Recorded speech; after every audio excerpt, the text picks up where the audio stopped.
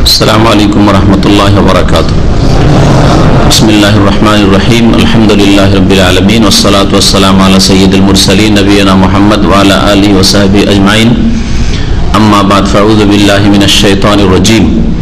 كافها يا عين صاد ذكر رحمة ربك عبده زكريا إذ نادى ربه نداء خفيا قال رب إني وهن العزم مني واشتعل الرأس شيبا ولم أكن بدعائك رب شقيا.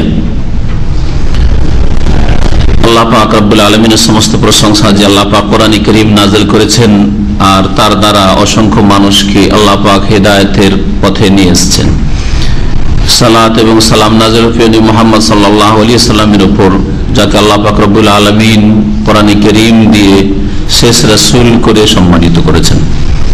আমাদের আজকে তাফসীর হবে সূরাত মারইয়ামের, এমন সূরা যেই সূরায় মারইয়াম আলাইহিস সালামের ঘটনা বর্ণনা করা হয়েছে, তাই বলে এই সূরার নাম হচ্ছে সূরায়ে মারইয়াম। এছাড়াও আরো আম্বিয়া রাসূলগণের কথা উল্লেখ করা হয়েছে, তবে বিশেষ একটা অংশকে নিয়ে এই সূরার নামকরণ হয়েছে সূরায়ে মারইয়াম। নবী করিম সাল্লাল্লাহু আলাইহি ওয়াসাল্লামের সাহাবায়ে কেরামরা যখন মক্কি জীবনে জুলমের শিকার হলেন কাফেরদের পক্ষ থেকে, তখন তারা প্রথম হিজরত করেছিলেন কোন দেশে বলতে পারেন? হাবাসা, আবেসিনিয়ায় হিজরত করেছিলেন। এই আবেসিনিয়া হাবাসার বাদশাহ ছিলেন নাজাশী, খ্রিস্টান দেশের মানুষ, খ্রিস্টান। এই নাজাশী পরে ইসলামও গ্রহণ করেছিলেন। নাজাশীর সামনে যখন জাফর রাদিয়াল্লাহু তাআলা আনহু রাসূলুল্লাহ সাল্লাল্লাহু আলাইহি সাল্লামের চাচাতো ভাই আবু তালেবের ছেলে, তিনি যে খুতবা পেশ করেছিলেন, বক্তব্য পেশ করেছিলেন ইসলাম সম্পর্কে এবং মুসলিমদের সম্পর্কে, মুহাম্মদ রাসূলুল্লাহ সাল্লাল্লাহু আলাইহি ওয়াসাল্লাম সম্পর্কে, যে আমরা কারা, আমরা কি নিয়ে উঠেছি, কি উদ্দেশ্যে এসেছি, মানুষের কাছে আমরা কোন দাওয়াত পেশ করছি। কারণ দিন ইসলামের দাওয়াতকে কাফের যে প্রতিনিধি সে আবেসিনিয়ায় পৌঁছেছিল, এই মজলুমদেরকে ফিরিয়ে নিয়ে এসে আবার জুলম অত্যাচার করার জন্য তারা তাদের ভাবমূর্তিকে বিকৃত করে পেশ করেছিল। এরা লুণ্ঠনকারী, এরা চোরবাটমার, এরা অসৎ লোক আমাদের সমাজে, এরা খারাপ লোক, বাজে লোক, এরা আমাদের ধর্মকে গালি দিচ্ছে, আমাদের দেবদেবীকে গালি দিচ্ছে, এমনকি আপনাদের ঈসা মারিয়াম তাদেরও মানহানি করছে। এইসব মিথ্যা কথা মিশিয়ে বাতিল কথা অসৎ উদ্দেশ্যে কাফেরদের প্রতিনিধি বলেছিল।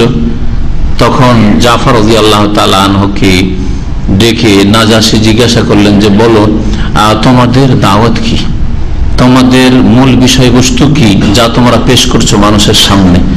সেই সময় নিজের কথা না বলে সূরা মারইয়ামের বেশ কিছু আয়াত প্রথম থেকে বা সূরা মারইয়ামটা পুরোই তিনি পড়ে শুনিয়েছিলেন। যাতে প্রথম দিকে জাকারিয়া আলাইহিস সালামের কথা, তারপরে মারইয়াম আলাইহিস সালামের কথা, তার ছেলে ঈসা আলাইহিস সালাম যে আব্দুল্লাহ ইবনুল্লাহ নন, আল্লাহর বান্দা, আল্লাহর পুত্র নন, এবং তিনি নবী ছিলেন, তিনি আল্লাহর অংশীদার, মাবুদ, আল্লাহর ছেলে, আল্লাহর পার্টনারও ছিলেন না। এবং ইহুদিরা যেমন মানহানি করে তাকে জারুর সন্তান বলেছে, তাও ছিলেন না, আল্লাহর নেক বান্দা ছিলেন। আল্লাহ পাক রব্বুল আলামিন বিশেষ কুদরতে, বিশেষ নির্দেশে, অলৌকিকত্ব ভাবে, মুজিজা রূপে আল্লাহ পাক রব্বুল আলামিন তাকে সৃষ্টি করেছিলেন। তার সৃষ্টি হচ্ছে আল্লাহ পাকের পক্ষ থেকে এক মুজিজা। এসব বিষয়গুলি এতে আছে। আর আম্বিয়া রসুলগণের কথা আছে, শ্রদ্ধার সাথে সমস্ত আম্বিয়া রসুলগণ আগের যারা, তাদের নাম উল্লেখ করা হয়েছে, তাদের গুণাবলী বর্ণনা করা হয়েছে। এসব যখন তেলাওয়াত করে শোনালেন জাফর রাদিয়াল্লাহু তাআলা আনহু, নাজাশী রাদিয়াল্লাহু আনহু পরে ইসলাম কবুল করেছিলেন এবং তারই একমাত্র গায়বানা জানাজা নবী করিম সাল্লাল্লাহু আলাইহি ওয়াসাল্লাম পরে ইন্তেকালের খবর পেয়ে পড়েছিলেন মদিনায়। তিনি কেঁদে ফেলেছিলেন, তার দাড়ি ভিজে গেছিল কাঁদতে কাঁদতে, আর বলেছিলেন যে আল্লাহর কসম করে বলছি যে এই জাফর যা পেশ করলো এই আয়াতগুলিতে এর চাইতে ঈসা আলাইহিস সালাম বা মারিয়াম আলাইহিস সালাম কিঞ্চিত পরিমাণ ওপরেও না। এরপরেও দ্বীনে ইসলাম অস্পষ্ট খ্রিস্টানদের সামনে, ইহুদিদের সামনে, অমুসলিমদের সামনে বা মুসলিমদের সামনে, যাদের কাছে আল্লাহ পাক রব্বুল আলামিন এই দ্বীনের নিয়ামত রেখেছে, তারা এই নিয়ামতের কদর করলো না, তাহলে অন্য লোকেরা কি কদর করবে? অন্য লোকেরা এর কি মূল্য দেবে? অন্য লোকেরা, বিজাতিরা কি করে আপনাদের দ্বীনের দিকে আকৃষ্ট হবে যদি আপনারা নিজের দ্বীনের গুরুত্ব না বুঝেন? আল্লাহ পাক যেন সকলকে হিদায়াত দান করেন। এবং দ্বীনে ইসলাম যে মধ্যপন্থা, এতে সমস্ত আম্বিয়া রসুলগণের শ্রদ্ধা, সম্মান, ইজ্জত পেশ করা হয়েছে। সমস্ত নবীদের প্রতি ঈমান নিয়ে আসলেই একজন মুমিন মুসলিম হতে পারে, পক্ষান্তরে অন্য ধর্মে তা নেই। ইহুদিরা যদি মুসা আলাইহিস সালামের মানার দাবিদার হয়, যদিও তারা মানে না, দ্বীনকে বিকৃত করেছে, মানার দাবিদার হয়, তো ঈসা আলাইহিস সালামের মানহানি করে। কোন দিকে অতিরঞ্জন বাড়াবাড়ি করে, কোন ক্ষেত্রে মানহানি করে। উযাইরকে আল্লাহর পুত্র বলে অতিরঞ্জন বাড়াবাড়ি করে কুফরি করেছে, আর ঈসা আলাইহিস সালামকে যারই সন্তান বলে কুফরি করেছে মিথ্যা অপবাদ দিয়ে, আর এ বেয়াদবি করে ইহুদিরা। খ্রিস্টানরা আল্লাহ পাক রব্বুল আলামিন ঈসা আলাইহিস সালামকে যে মর্যাদা দিয়েছিলেন, সেই মর্যাদা থেকে উপরে উঠিয়েছে। আল্লাহর পুত্র, না হয় আল্লাহর অংশী, তিনের এক, তিন খোদার এক খোদা ইত্যাদি, বা যিনি আল্লাহ তিনি ঈসা। যেমন এই খ্রিস্টানদের মধ্যে বিভিন্ন ফিরকা, বিভিন্ন দল উপদল রয়েছে, এইসব ভ্রান্ত মতবাদে বিশ্বাসী। তাহলে ঈসা আলাইহিস সালাম যে দ্বীন নিয়ে নাযিল এসেছিলেন আল্লাহর পক্ষ থেকে, যে দিন আল্লাহ পাক নাযিল করেছে ঈসা আলাইহিস সালামের উপর, সেই দ্বীনের উপরেও খ্রিস্টানরা নেই। পক্ষান্তরে ঈসা আলাইহিস সালাম যে দ্বীন নিয়ে এসেছিলেন, তার মৌলিক বিষয় তাওহীদ, আল্লাহ পাকের রিসালাত, পরকালের বিশ্বাস, ভালো কাজ করা, মন্দ কাজ থেকে বেঁচে থাকা, এই দ্বীনের উপর মুসলিমরা রয়েছে, যারা কোরআন সুন্নাহ মোতাবেক দ্বীন ইসলাম পালন করে।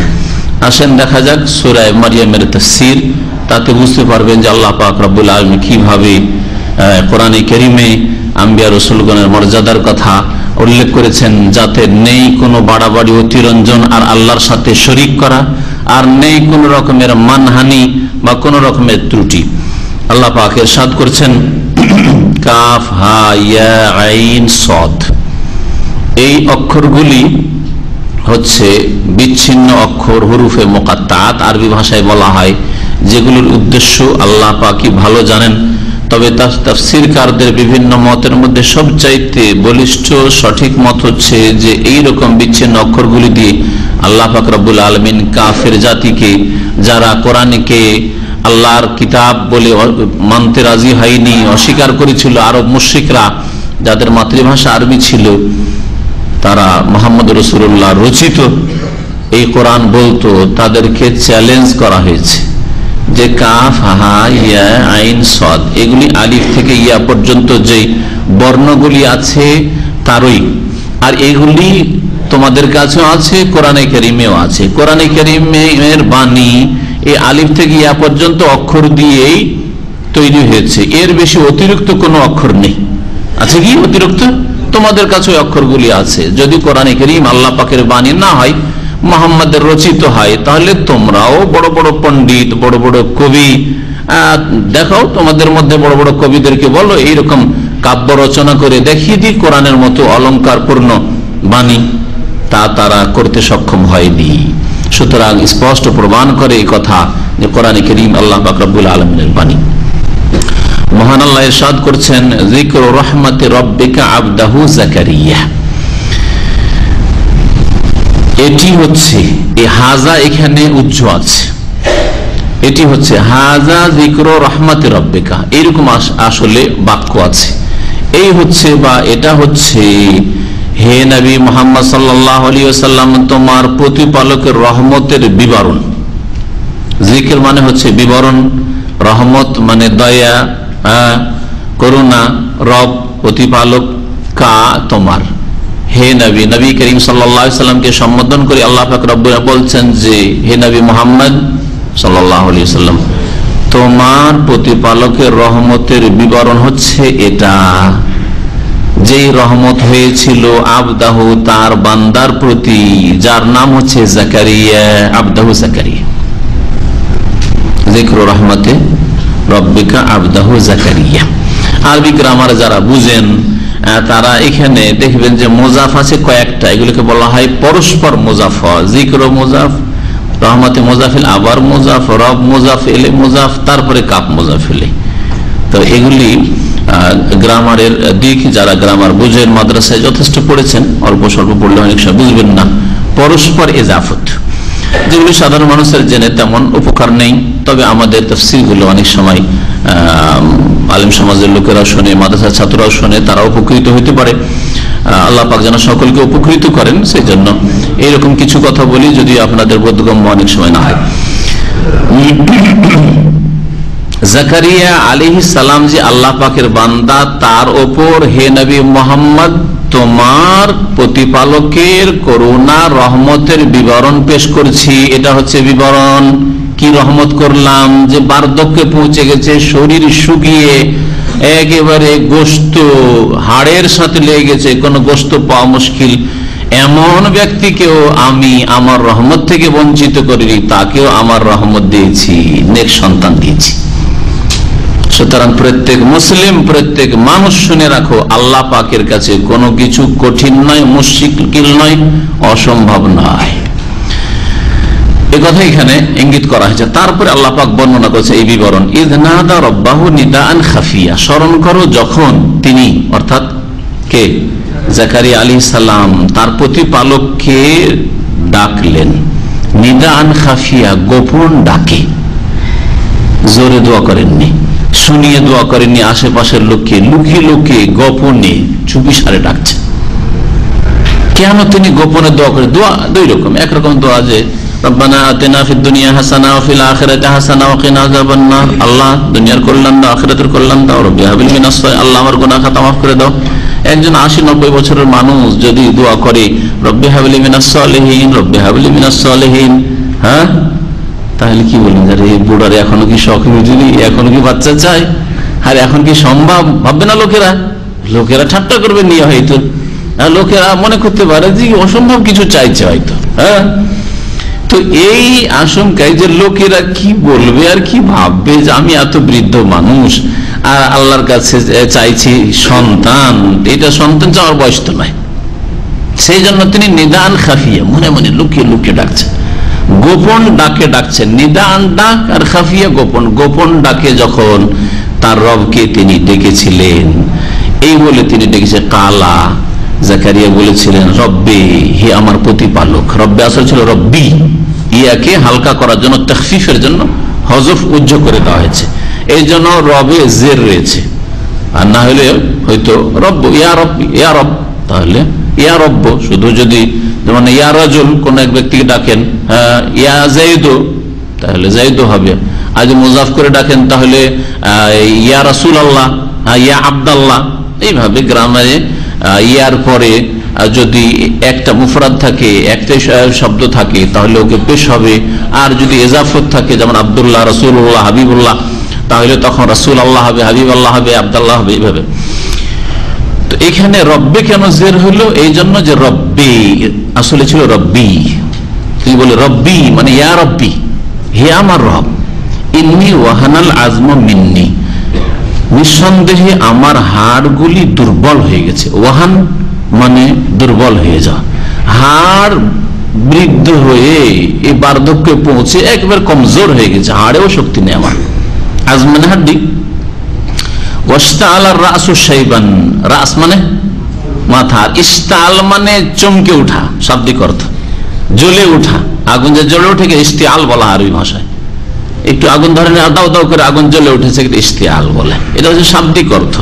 শাইব মানে হচ্ছে সাদা হয়ে যাওয়া, বার্ধক্যে চুল সাদা হয়ে যায়, এটা শাইব বলে।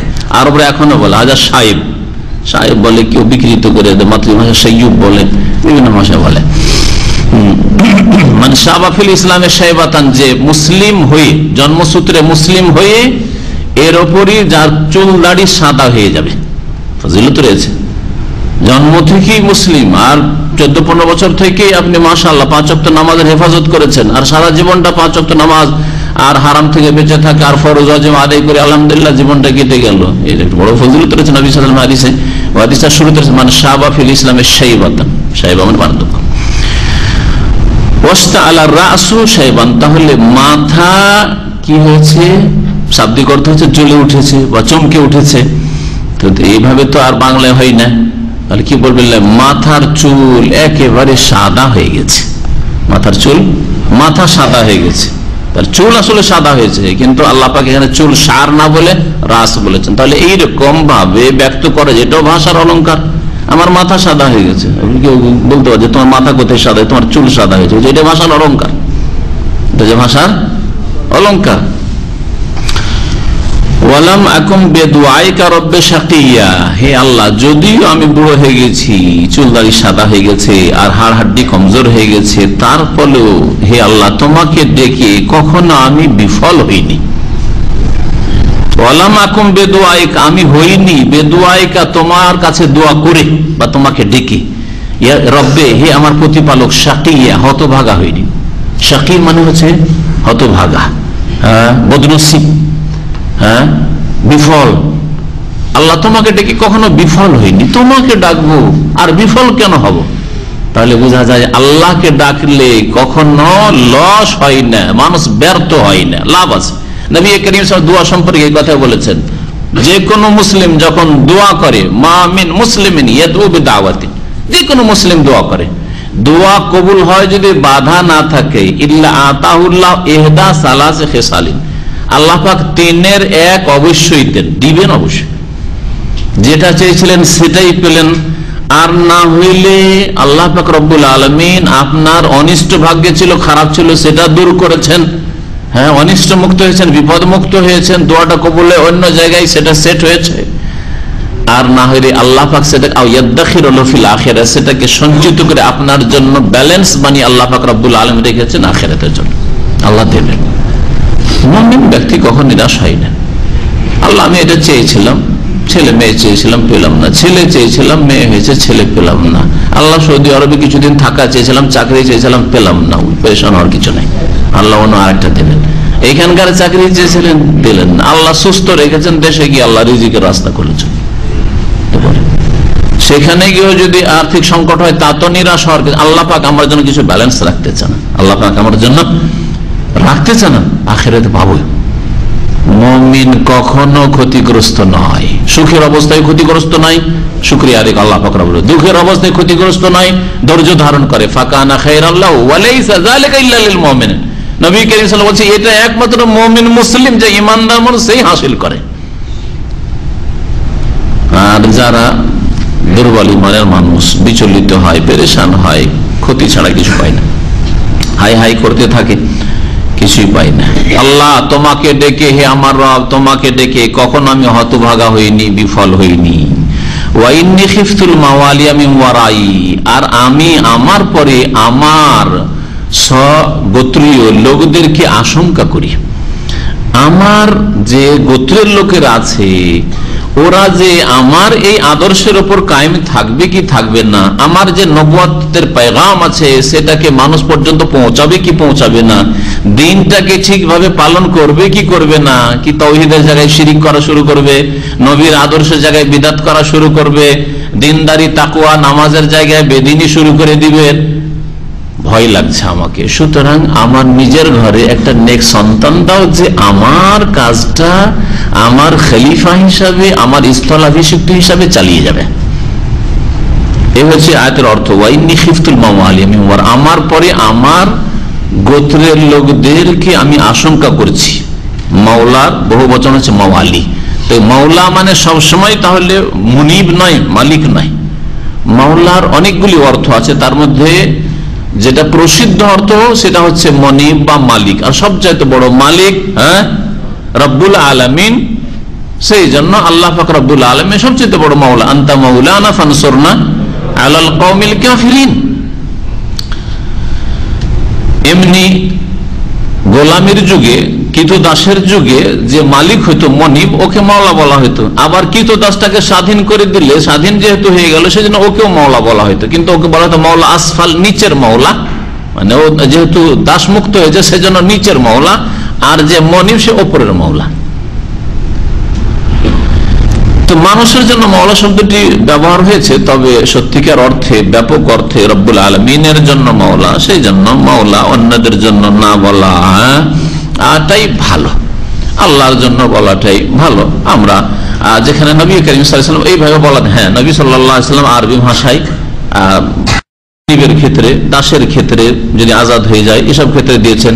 গোত্রের লোকদেরকে মাওয়ালি বলা হয়, কারণ ওলির অর্থে, ওলি হচ্ছে উত্তরাধিকারী, অভিভাবক। তো মাওয়ালি আমার যারা উত্তরাধিকারী হবে, বংশের লোক, তাদেরকে আমি আশঙ্কা করছি যে বংশের লোক যারা আত্মীয় স্বজন, তাদের অর্থেও মাওয়ালি বা মাওলা শব্দটি ব্যবহৃত হয়েছে আরবি ভাষায়।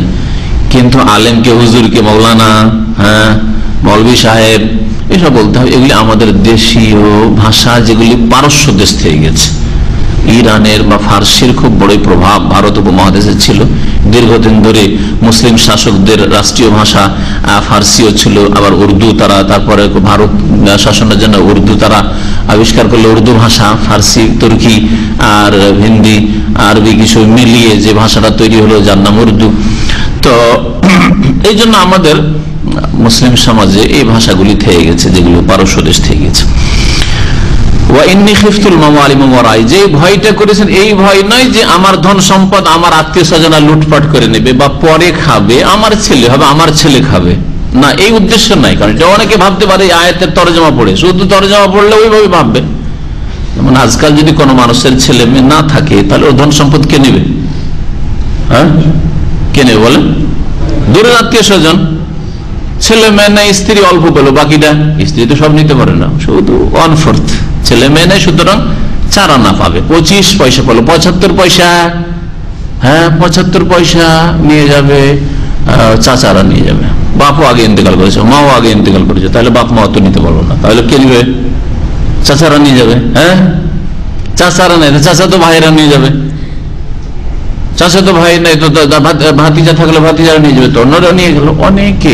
অনেকে বরং অধিকাংশ মানুষ এইরকম লোকদের, আত্মীয় স্বজনদেরকে ধন সম্পদ দিতে চায় না। কত কষ্ট করে রুজি রোজগার করলাম, আরে অন্য লোকেরা আমার নিয়ে যাবে রে, দিয়ে উঠিয়ে জামাইকে সব দিয়ে দে, এটা জায়েজ নয়। জামাইকে দিয়ে দে, একটা মেয়ে আছে সব জামাই, একটা মেয়েকে অর্ধেক দিতে পারেন, একটা মেয়ে আপনার ধন সম্পদের অর্ধেক দিতে পারেন।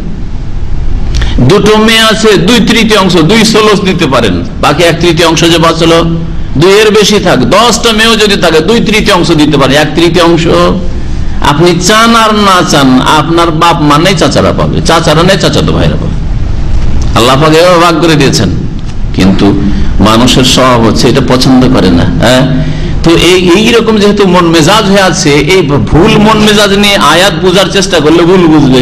যে জাকারিয়া আলাইহিস সালাম হয়তো ওইরকমই মনে করেছিলেন যে আল্লাহ আমার আত্মীয় স্বজন হলে ভয় লাগছে, আমার ধন মাল তো নিয়ে যাবে। নবীরা তো প্রথম কথা আত্মীয় স্বজনদেরকে ধন সম্পদের ওয়ারিসি বানান না, যা ছেড়ে যান তা সাদকা হয়ে যায়। সহিহ বুখারীর হাদিস, নাহনু মাআশিরুল আম্বিয়া।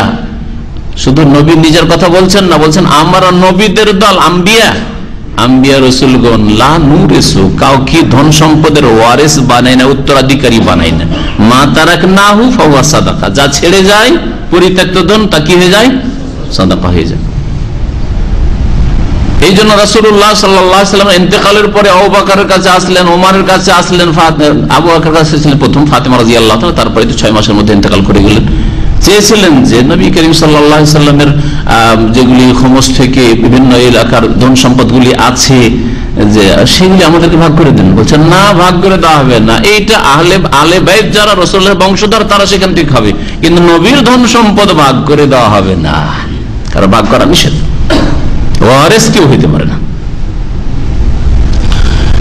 জাকারিয়া আলাইহিস সালাম ওই চিন্তায় তিনি পেরেশান ছিলেন না, বরং কোন চিন্তা ছিল যে আমার দিনকে, আমার নিয়ে আসা ধর্মকে বিকৃত করে দেবে, এরা বেদিন হয়ে যাওয়ার আশঙ্কা আছে, কিন্তু আমার এক ছেলে, আল্লাহ তুমি নেক ছেলে দিবে, সে নবী হবে, আমার দাওয়াতটা প্রচার করবে। যেমন একজন নেক মানুষ, একজন সৎ মানুষ, একজন আলেম দ্বীন, ছেলে এটা আলেম হোক, যাতে করে সে দিনের দাওয়াতের কাজ করে, দিনের খেদমত করে, দিনের প্রচারটা হইতে থাকে। এটা হচ্ছে একজন ভালো মানুষের আশা আকাঙ্ক্ষা। ওই রকমই বিষয়টা ছিল। ওয়া ইন্নী খিফতুল মাওয়ালিয়া মিন ওয়ারাইর তাফসীর হচ্ছে এটা। ওয়া কানাত ইমরাতি আকিরান, কিন্তু আল্লাহ তোমার কাছে আশাও করছি, আবার আমার স্ত্রী হচ্ছে বন্ধা। আকির মানে হচ্ছে বন্ধা, বাঁধা। ফাহাবলি মিল্লাদুনকা ওয়ালিয়া, তারপরেও তোমার পক্ষ থেকে বিশেষ হাবলি, আমাকে দান করো। হাব মানে দান করো, ওয়াহাবা ইয়াহাব থেকে আমরা সে হাব দান করো, লি আমাকে, মিল্লাদুনকা তোমার তরফ থেকে, স্পেশাল তোমার হুকুমে। সাধারণ এই বুড়ো বয়সের ছেলে মেয়ে হয় না, আর স্ত্রী সারা জীবন ধরে বন্ধা থাকলো, ছেলে মেয়ে হওয়ার আশা করা যায় না। তোমার পক্ষ থেকে তোমার কুদরতে কামেলাই তুমি আমাকে দান করো ওয়ালিয়া, একজন উত্তরাধিকারী, ওয়ারিস। ওলি ছেলেকে এখানে ওলি বলে ব্যক্ত করা হইল। হ্যাঁ, ওলি মানে বন্ধু, ওলি মানে দোস্ত, হ্যাঁ, ওলি মানে অভিভাবক, ওলি মানে পৃষ্ঠপোষক উপর দিকে হয়, আর ওলি মানে ছেলে যার পৃষ্ঠপোষক আপনি, অভিভাবক আপনি। আর আল্লাহ পাকে বলি আল্লাহু ওয়ালিয়ুস সালিহিন, নেক লোকদের আল্লাহ পাক রব্বুল ওলি, অভিভাবক, পৃষ্ঠপোষক, হ্যাঁ, কর্মবিধায়ক আল্লাহ পাক রব্বুল আলামিন মালিক। যে আমার উত্তরাধিকারী হবে, ওয়ারিস হবে। ওয়ারিসু মিন আলি ইয়াকুব, আর ইয়াকুব বংশের উত্তরাধিকারী হবে। তাহলে কিসের উত্তরাধিকারী? ইলমের, নবুয়াতের, হ্যাঁ, আল্লাহ প্রদত্ত দ্বীনের জ্ঞানের, এই ওয়ারিস হবে। ওয়াজআলহু রাব্বি রাদিয়া, আর হে আল্লাহ তাকে, হে প্রতিপালক আমার, তাকে তুমি সন্তুষ্টির পাত্র বানিয়ে দাও, সন্তুষ্টির আধার বানিয়ে। রাজিয়া ইয়ারজা থেকে রাজিয়া মানে মারদিয়া, সন্তুষ্টির পাত্র বা সন্তুষ্টির আধার বানিয়ে দাও। তাকে পেয়ে আমি যাতে সন্তুষ্ট হয়ে যাই, আমার স্ত্রী সন্তুষ্ট হয়, জাতি সন্তুষ্ট হয়, যে মানুষ দেখে তার সাথে চলে, তার কথা শুনে যাতে করে সন্তুষ্ট হয়, রাদিয়া আল্লাহ বানিয়ে দাও তাকে। এই দোয়া হইল আল্লাহ পাকের কাছে। আল্লাহ পাক দোয়া শুনলেন। অন্য জায়গায় সূরা আলে ইমরানে দোয়ার ক্ষেত্রে দোয়ার ভাষা অন্যরকম ভাবে আছে। কেউ বলতে পারেন, কোন হাফেজ সাহেবেরা, আলেম সাহেবেরা, মাদ্রাসা পড়া ভাইয়েরা বলেন দেখি, আছে কেউ হাফেজ? হ্যাঁ, কি দোয়া করেছিলেন? হ্যাঁ, এই তো হাফেজ সাহেব আছে। হ্যাঁ, রব্বে হাবিবি মিনাস সালিহিন ফাবাশশারনাহু বিগুলামিন হালিম, এটা ইব্রাহিম আলাইহিস সালামের দোয়া ছিল। এটা ইব্রাহিম আলাইহিস সালামের দোয়া। তাহলে জাকারিয়া আলাইহিস সালামের দোয়ার ভাষা কি ছিল? এখানে আছে কি অন্য ভাষায়, যে ডাকলেন তিনি। কোন ভাষা দিয়ে ডাকলেন? আল্লাহ, আমি এরকম হয়ে গেছি, তোমাকে ডেকে আমি বিফল হব না, তুমি আমাকে ফাহাবলি মিল্লাদুনকা ওয়ালিয়া। কিন্তু সূরা আলে ইমরানে অন্য ভাষা দিয়ে দোয়ার বাক্যটা আছে। জি, রব্বানা হাব লানা মিন আজওয়াজিনা, এটা ইবাদুর রহমান, রহমানের বান্দাদের দোয়া সূরা ফুরকানে। রব্বে হাবলি মিন লাদুনকা যুররিয়াতান তাইয়্যিবা ইন্নাকা সামিউদ দুআ। রব্বে হাবলি, হে আল্লাহ আমাকে দান করো, মিন লাদুনকা তোমার পক্ষ থেকে, যুররিয়াতান তাইয়্যিবা, নেক, সৎ, ভালো সন্তান, ইন্নাকা সামিউদ দুআ, নিশ্চয় তুমি দোয়া শ্রবণকারী। আল্লাহ পাক রব্বুল আলামিন এখন জাকারিয়া আলাইহিস সালামকে ডাক দিচ্ছেন, ইয়া জাকারিয়া, হে জাকারিয়া, ইন্না নুবাশশিরুকা বিগুলাম, নিশ্চয় আমি তোমাকে সুসংবাদ দিচ্ছি, সুসংবাদ দিচ্ছি। বিগুলাম, এমন এক বালকের, এমন এক সন্তানের। নাবালক ছেলেকে গোলাম বলা হয়, ছোট শিশু হইতে পারে, যতদিন নাবালক আছে গোলাম, আর সাবালক হয়ে গেলে আর গোলাম তখন থাকে না, তখন সাব, যুবক, তখন ফাতা, যুবক। বিভিন্ন বিভিন্ন বয়সের আরবি শব্দ রয়েছে। আল্লাহ পাক বলছেন যে আমি ডাকলাম, হে জাকারিয়া। ওহির মাধ্যমে আল্লাহ পাক রব্বুল আলামিন ডাকলেন, বা সরাসরি ডাক দিলেন, ওহির মাধ্যমে জানিয়ে দিলেন জিবরাইল আলাইহিস সালামের মাধ্যমে, যেহেতু নবী। হে জাকারিয়া, ইন্না নুবাশশিরুক, নিশ্চয় আমি তোমাকে সুসংবাদ দিচ্ছি, বিগুলাম, এমন এক বালকের, ইসমহু ইয়াহিয়া, যার নাম হবে ইয়াহিয়া। নামটাও আল্লাহ রেখে দিলেন, ইয়াহিয়া তার নাম হবে। আল্লাহ পাক আরো বলছেন, লাম নাজআল লাহু মিন ক্বাবলু সামিয়া, এই নামে এর পূর্বে কারো নামকরণ করিনি। এমন কোন মানুষ আদম সন্তানে এর পূর্বে ছিল না যার নাম ইয়াহিয়া ছিল, তাহলে মানব জগতের ইতিহাসে বা মানব জাতির ইতিহাসে প্রথম ইয়াহিয়া নামক ব্যক্তি হচ্ছেন ইয়াহিয়া নবী আলাইহিস সালাতু সালাম, জাকারিয়া আলাইহিস সালামের ছেলে। আর এই নাম আল্লাহর পক্ষ থেকে নির্বাচিত, মনোনীত। সামিয়া, সামিয়া বলা হয় মিতাকে। মিতা বুঝেন আমাদের দেশের ভাষা? আরে মিতালি বুঝেন না? আত্মীয়। আবার মিতার আত্মীয় আমরা ছোটকালে দেখেছি, এমন আত্মীয় নিজের ভাই ফেল, নিজের ভাই ফেল, অনেকের কাছে নিজের মা বাপ ফেল, হ্যাঁ, শ্বশুর শাশুড়ি ফেল, হ্যাঁ, মিতালি সম্পর্ক। বুঝেন না? বুঝেন না? বাংলাদেশে নাই নাকি? তাহলে কি বলেন, মিতা বলেন না মিতালি বলেন? মিতা।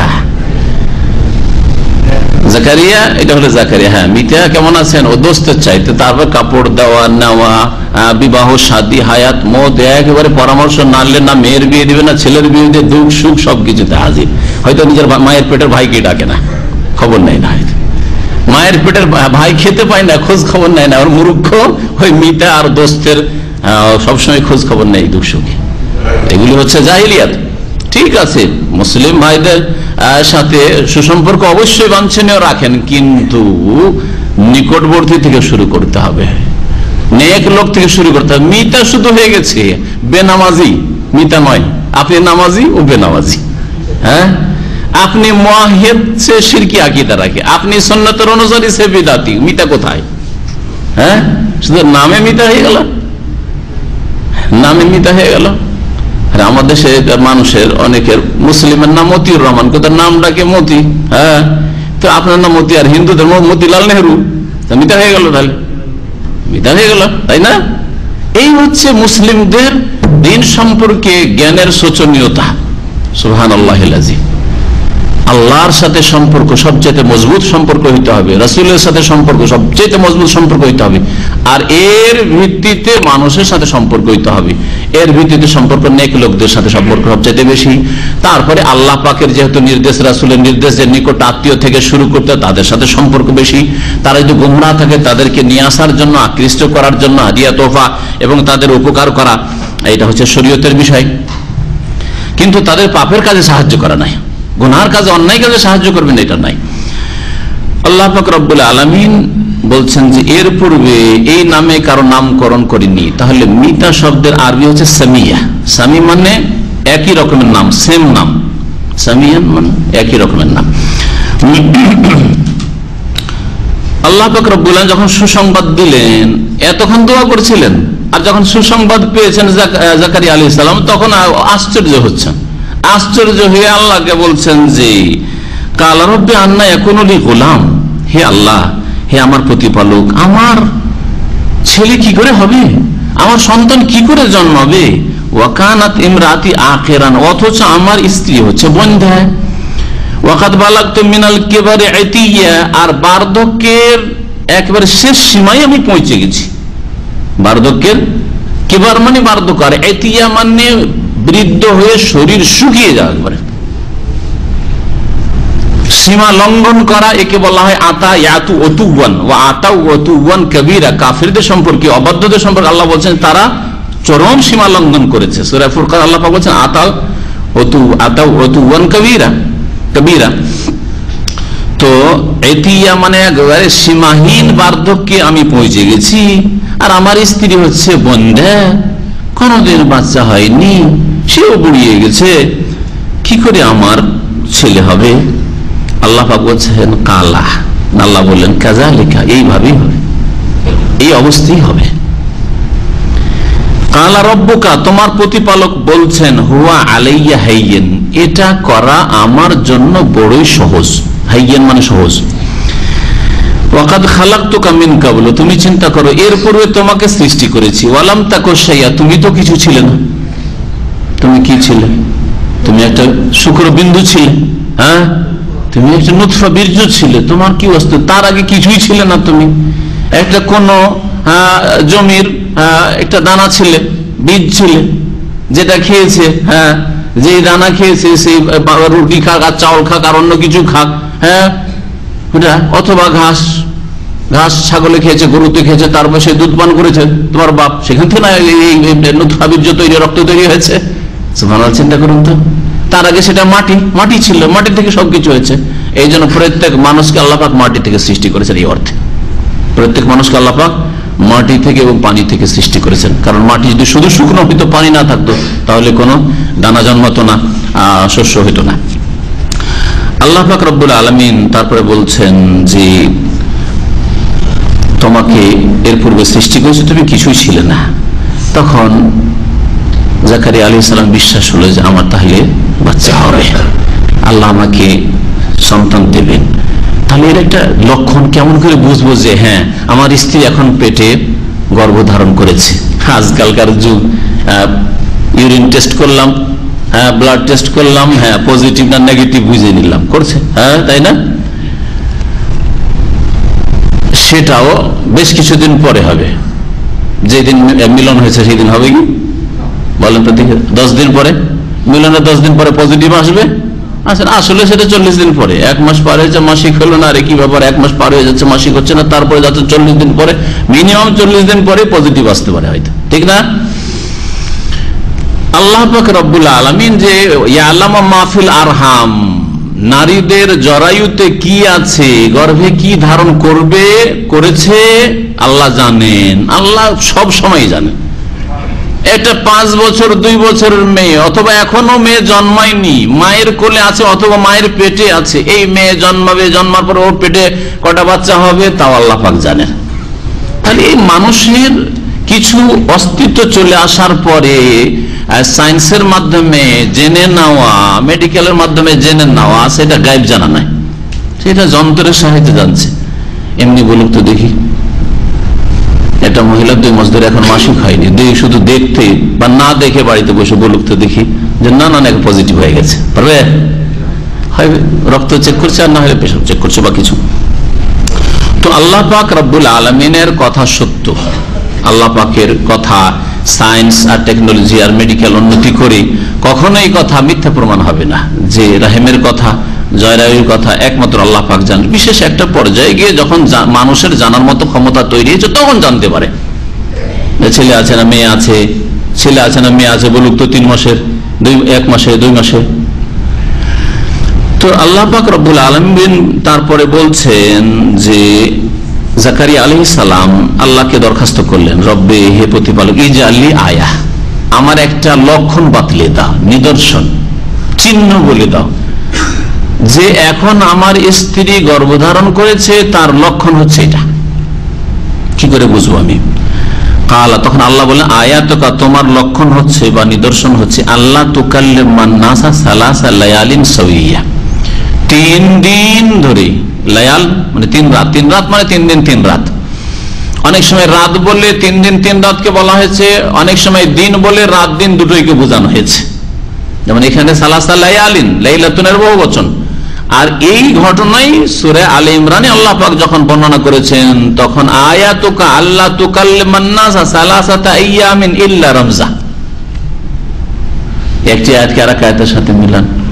তোমার নিদর্শন হচ্ছে, তোমার যে স্ত্রী গর্ভধারণ করেছে এর লক্ষণ হচ্ছে, আলামত হচ্ছে, আল্লাহ তুকাল্লিমান নাস, কোন মানুষের সাথে, তোমার জাতির লোকের সাথে কথা বলতে পারবে না। সালাসাতা আইয়ামিন 3 দিন, ওখানে 3 দিন, এখানে সালাসা লায়ালিন, ইল্লা রমজা, ওখানে অতিরিক্ত ইল্লা রমজা, তবে ইশারা ইঙ্গিতে কথা বলবে, তাই না? চোখের ইশারা, হাতের ইশারা, এসব ইশারাতে কথা বলবে, মাথার ইশারা, খাবেন খাবেন, কথা বললাম না, হইল না, ইশারাতে 3 দিন ধরে জাকারিয়া তোমার বাক শক্তি সব ঠিক আছে, এমনকি তাফসীরকাররা বলছেন সুবহানাল্লাহ পড়ছেন, ঠিক আছে, আলহামদুলিল্লাহ, আল্লাহু আকবার, ইবাদতবন্দি করছেন, নামাজ পড়ছেন, জিকির আজকার সব ঠিক আছে, কিন্তু জাতির সাথে কথা বলতে গেলে কথা বেরোয় না, বোবা যেন হয়ে গেছেন 3 দিন ধরে। তখন ইশারা করতে হয়, কোন কিছু করতে আসলে বোঝে, দেখো তোমরা নিজ নিজ জায়গায় ইবাদত করো, আমাকে ডিস্টার্ব করবে না, আমি মেহরাবে আমার ইবাদত কক্ষে আমি ইবাদত করি, হাতের ইশারায়, আমি এখানে বসলাম, তোমরা দূরে থাকো, হাতের ইশারায়। সালাসাতা আইয়ামিন, এখানে আল্লাহ বলেন সালাসা লায়ালিন সাওয়িয়া, সাওয়িয়া, এখানে আরেকটা জিনিস আমরা জানতে পারলাম, যেটা রমজা দিয়ে জানতে পারলাম, রমজাতে ইশারা, ইশারায় কথা বলবে, জাতির সাথে ইশারায় কথা বলবে, আর এখানে সাওয়িয়ান মানে সুস্থ থাকা সত্ত্বেও, হালাকা অনেকে সাউইয়ান সাহিয়ান, অথচ তুমি সুস্থ আছো। এমন নয় যে রোগের কারণে বাকশক্তি বন্ধ হয়ে গেছে, বোবা হয়ে গেছে, কথা বলতে পারছো না, এমন নয়, সুস্থ, তারপরেও 3 দিন ধরে 3 দিন 3 রাত কথা বলতে পারছো না। যখন দেখবে যে এই 3টা দিন তো কেন মুখ সরছে না, কারোর সাথে কথা বলতেছে, কথা বেরোচ্ছে না, যখন কথা বলতে পারবে না তখন ইশারা করতে হবে। আপনি যখন সিরিয়াস, আল্লাহ না করে সিরিয়াস অসুস্থ হয়ে গেছে, ইশারা করছেন। মস্তিষ্কে রক্তক্ষরণ হলে, একজন আলেম আমার সাথে শিক্ষকতা করেছেন এই দাম্মাম আসার আগে, ভালো একজন শিক্ষক ছিলেন, তো ওনার ইন্তেকালটা এইভাবে হয়েছে।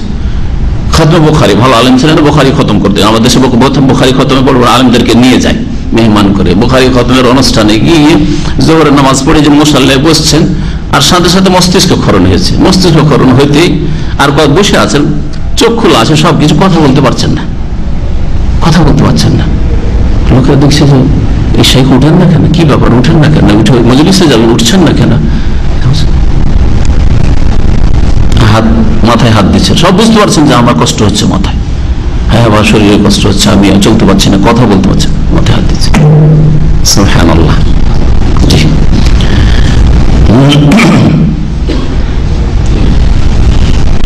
আল্লাহ পাক রব্বুল আলামিন বলছেন যে তোমার নিদর্শন হচ্ছে আল্লাহ তুকাল্লিমান নাস, মানুষের সাথে, মানে তোমার জাতির লোকদের সাথে কথা বলতে পারবে না, সালাসা লায়ালিন 3 দিন 3 রাত, সাওয়িয়া, সুস্থ থাকা সত্ত্বেও। ফাখারাজা আলা কওমিহি মিনাল মিহরাব, যেদিন থেকে এইরকম শুরু হলো, বাকশক্তি বন্ধ, কথা বলতে পারছেন না লোকজনের সাথে, নিজ সম্প্রদায়ের উদ্দেশ্যে বেরোলেন। মিনাল মিহরাব, ইবাদতের কক্ষ থেকে। মিহরাব, মেহরাব মানে আজকাল যে মেহরাব মসজিদের বলা হচ্ছে, মসজিদের সামনে ইমামের জায়গায় যে একটু ভিতরে করা আছে, সামনের দিকে একটু জায়গা করা আছে, এটার নাম যে মেহরাব পড়েছে, এটা পরবর্তীকালে মুসলিম সমাজে এর নাম মেহরাব হয়েছে। প্রাচীন যুগে আরবিতে মেহরাব বলা হয়তো ওই কক্ষকে, যে কক্ষে, বিশেষ কক্ষে কেউ যদি নির্জনে ইবাদত বন্দি করে, ওর নাম হচ্ছে মেহরাব। মেহরাব শব্দটি হার্ব থেকে, হার্বের অর্থ কি কেউ বলতে পারেন? হার্ব মানে যুদ্ধ। মাশাআল্লাহ, তো দেখছেন তাফসীর শোনায় ফায়দা আছে, আরবি শেখায় ফায়দা। হার্ব মানে যুদ্ধ, তো হার্ব থেকে মেহরাব। তো মেহরাব কেন বলা হইলো? যুদ্ধের অর্থে কি সম্পর্ক আছে? যেই ব্যক্তি নির্জনে দীর্ঘক্ষণ ধরে ইবাদত বন্দি করতে পারে, তাহাজ্জুদ পড়ছেন আপনি দীর্ঘক্ষণ, বিবিকে ছেড়ে দিয়ে, বাচ্চাদের ছেড়ে দিয়ে তাহাজ্জুদ পড়ছেন, ইশরাক সালাতুদ দুহা, সবাই আরাম করছে, আপনি ইশরাক বা অফিস করছে, আপনি কিছুক্ষণ আপনি নির্জনে ইবাদত বন্দি করছেন।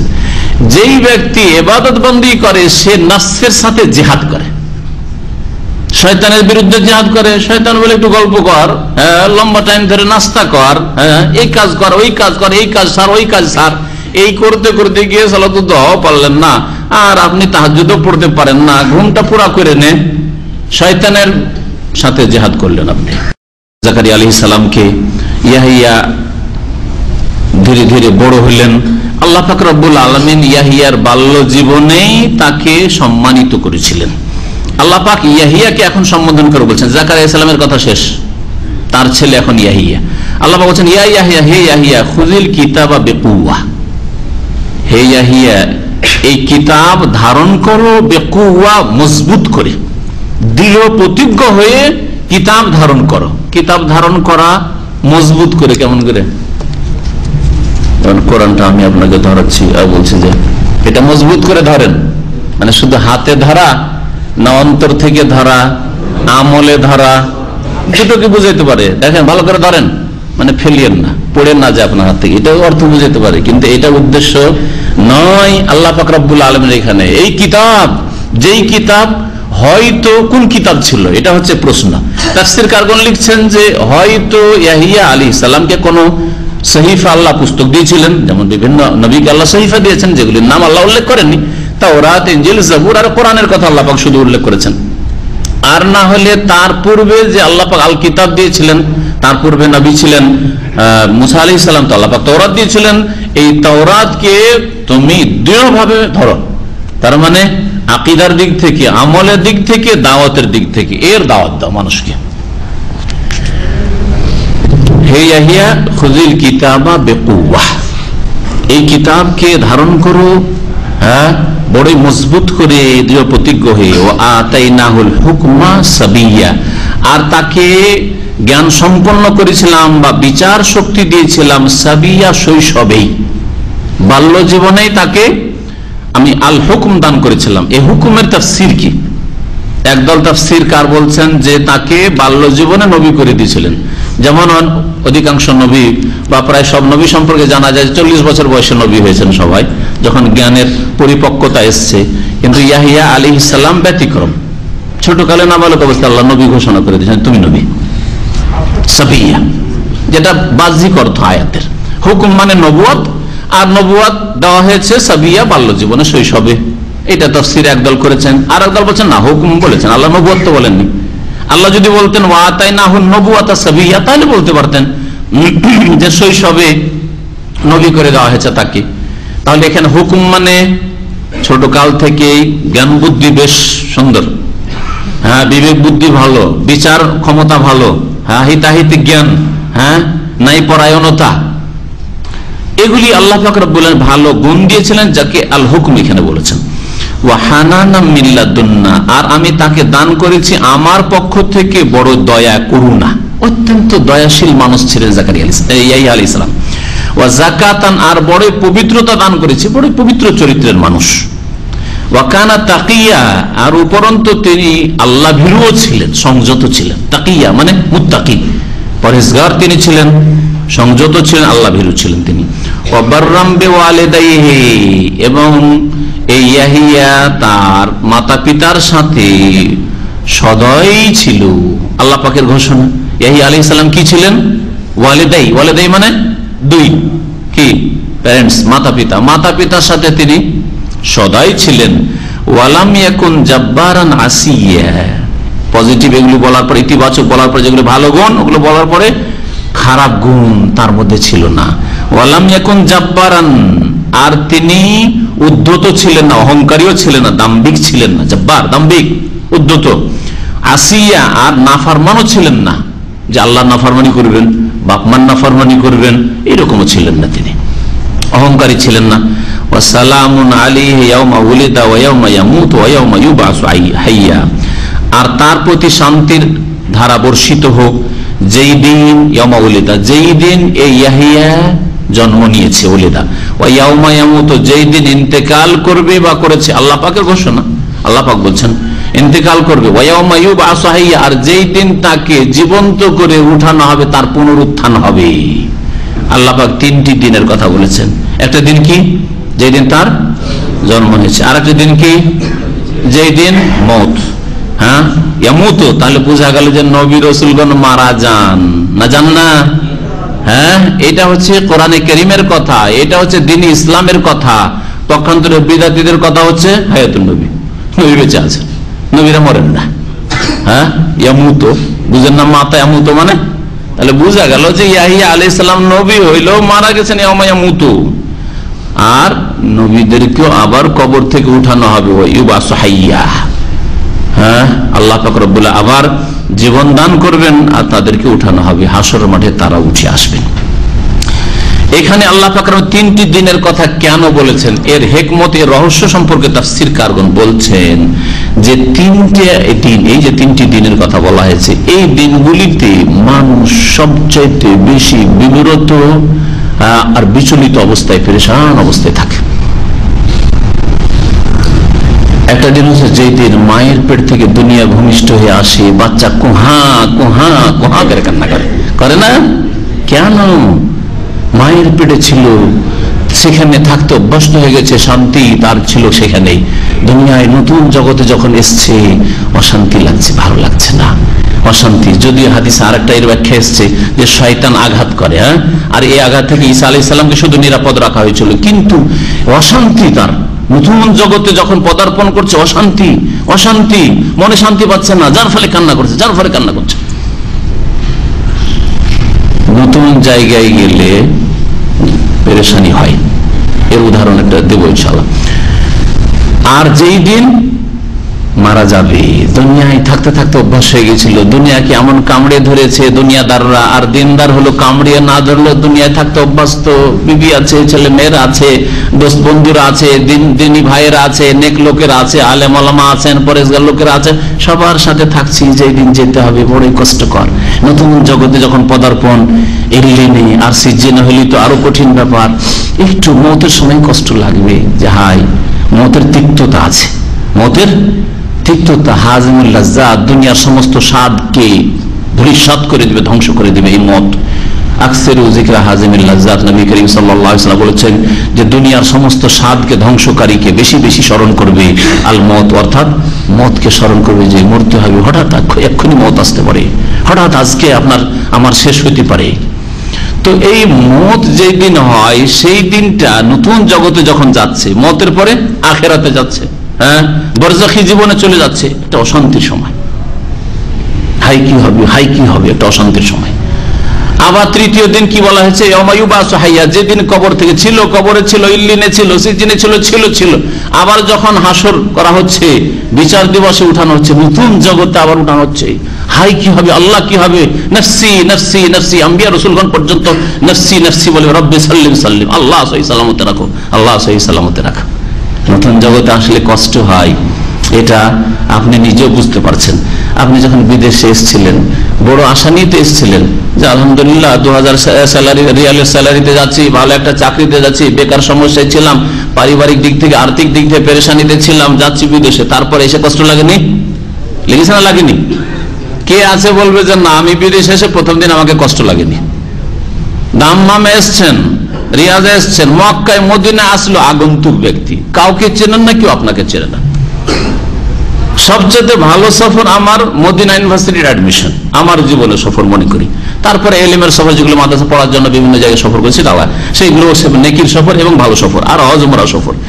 মদিনায় প্রথম দিন যখন পৌঁছি তখন আমাকে কেউ জিজ্ঞাসা করে খেয়েছেন, খাবেন কোথায়, কোথায় মাতাম ক্যান্টিন আছে, কিভাবে খেতে হবে, ওর জন্য কি করতে হবে, কিভাবে কি কোনটার পরে কি করতে হবে, অ্যাডমিশনটা কমপ্লিট কি করে করতে হবে। নতুন কেমন যেন লাগছে নতুন জায়গায়, অথচ কত আগ্রহের সাথে এসেছি, তারপরে যেন কেমন লাগছে, ঠিক না?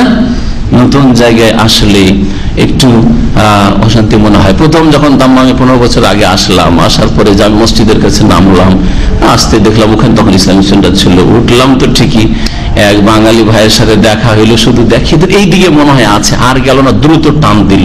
ওতেই বুঝলাম যে ব্যাপার সবার খারাপ আছে, এই ইসলামিক সেন্টারকে পছন্দ করে না। তখন বাংলা সেকশনে কেউ ছিল না, কিন্তু ও টান দিল। পরে কিছুদিন পরে ওর সাথে বারবার করে দেখা হয়, দেখি যে পাক্কা আমাদের তবলিগি ভাই। হ্যাঁ এখানে একটা ইসলামিক সেন্টার আছে, দিল টান ভাই, দিল টান।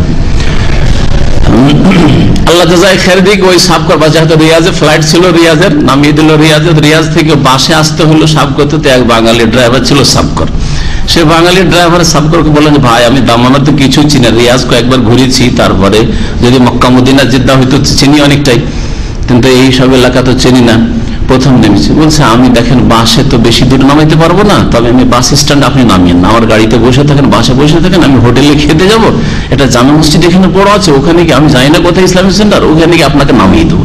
এই সামনে এসে ওই যে রিয়াজ ব্যাংকের কাছে আমাকে নামিয়ে দিল, আর বলে যে সামনে যান জামে মসজিদ আছে, ওখানে গেলে খোঁজ পেয়ে যাবেন ইসলামিক সেন্টার কোথায়। সুবহানাল্লাহ। তাহলে একটা নতুন জায়গায় দিনের কাজে আসছি, ভালো দেশে আসছি, তারপরেও আমাকে একটু কষ্ট লেগেছে, না লাগে নাই? সবাইকে এরকম লেগেছে। আল্লাহ পাক রব্বুল আলামিন এই 3 অবস্থার কথা উল্লেখ করেছেন, যে 3টি অবস্থায় এক দুনিয়া থেকে আরেক দুনিয়ায় যখন পদার্পণ করে তখন মানুষকে কষ্ট হয়, মানসিক দিক থেকে শারীরিক দিক থেকে কষ্ট হয়। ওই সময় ইয়াহিয়া আলাইহিস সালামের কোনো কষ্ট নেই, সালামুন আলাইহি, তার উপর শান্তি বর্ষিত হোক, তার জন্য শান্তি আর শান্তি রয়েছে, কোনো অশান্তি নেই। ইয়াউমা ওয়ালিদা, যেদিন সে ভূমিষ্ঠ হয়েছে, ওয়া ইয়াউমা ইয়ামুতু, যেদিন মওত হবে, কোনো পেরেশানি নেই, শান্তি আর শান্তি। ওয়া ইয়াউমা ইউবাসু হাইয়ার, যেদিন জীবিত করে উঠানো হবে, বিচার দিবস হাজির করা হবে, সেই দিনও শান্তি আর শান্তি ইয়াহিয়া আলাইহিস সালামের জন্য। আল্লাহ পাক রব্বুল আলামিন তারপরে মারিয়াম আলাইহিস সালাম এবং তার ছেলে ঈসা আলাইহিস সালাম, ঈসা আলাইহিস সালামের জন্মের বিবরণ বর্ণনা করছেন। মহান আল্লাহ ইরশাদ করেছেন, ওয়াজকুর ফিল কিতাবি মারিয়াম, হে নবী তুমি আলোচনা করো বা স্মরণ করো ফিল কিতাবে, কিতাবে অর্থাৎ আল কোরআনে, আল কোরআনের ভাষায়, কোরআনে কারীমের আয়াতে তুমি স্মরণ করো মারিয়াম আলাইহিস সালামের কথা বা তার ঘটনা। এদিন তাবাদাত মিন আহলিহা মাকানান শারকিয়া, যখন সে আলাদা হয়ে চলে গেল নিজ পরিবার থেকে পূর্ব দিকের এক স্থানে, ফাত্তাখাযাত মিন দুনিহিম হিজাবান, এবং নিজের আপনজন আত্মীয় স্বজনকে ছেড়ে সেই জায়গায় একটা পর্দার ব্যবস্থা করে নিল। ফারসালনা ইলাইহা রূহানা, তখন সেখানে তার উদ্দেশ্যে আমার রূহ জিবরাইল আলাইহিস সালামকে আমি পাঠিয়ে দিলাম। ফাতামাসসালা লাহা বাশারান সাওয়িয়া, সেখানে গিয়ে জিবরাইল আলাইহিস সালাম এক সুস্থ সবল মানুষের রূপ ধারণ করে তার সামনে হাজির হইল। আমি তরজমা করে দিলাম, বুঝে নিয়েছেন না? সহজ অবশ্য বুঝে নিয়েছেন অনেকটাই। ঘটনা হচ্ছে যে মারিয়াম আলাইহিস সালাম মেয়ের জন্ম হইলো, তার মায়ের পেট থেকে যে জন্ম হয়েছিল তার আলাদা একটা বিবরণ আছে। সূরা আলে ইমরান আল্লাহ পাক বর্ণনা করেছেন তার মা কি চেয়েছিলেন।